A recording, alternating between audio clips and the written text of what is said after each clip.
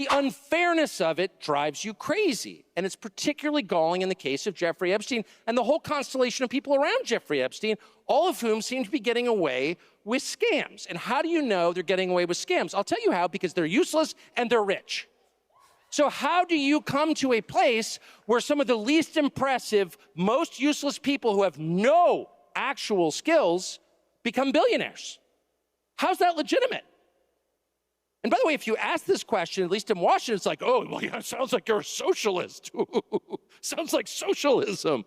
Yeah, okay, I'm a socialist now. All right. I was a Qatari agent or a bigot. Now I'm a socialist. All right.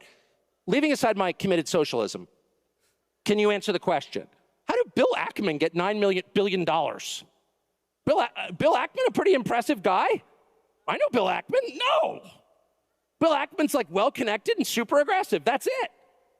And I think, well-connected, super aggressive people deserve a fair living like everybody else. But if you're accruing $9 million just because you're willing to do anything, I don't know why we have to pretend that's good.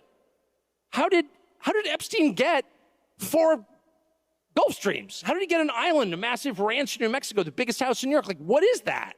Like, at some point, the basic economics really matter. And they matter because not that it's bad that rich people are getting richer, it's bad that everyone else is getting poorer.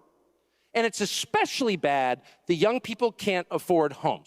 So what Tucker is getting to the heart at there is that we don't live in a meritocracy, right? You have people who, because of their bloodlines, are just being handed things, right? Bari Weiss is a perfect example of that. Nobody knows why she is an executive at CBS. She has no objective talent.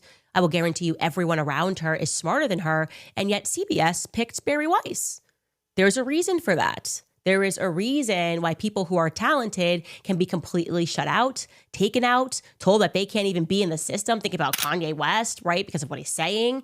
And then people who have no talent are suddenly everywhere. Billboards. We're being told this is the most beautiful person, the smartest person. This person has what it takes to have a makeup brand, whatever it is, and they have no objective talent. That is not something that they would want messaged to Generation Z, generation coming up, who's recognizing that something's not fair, that perhaps this whole idea that we live in a meritocracy is one big illusion.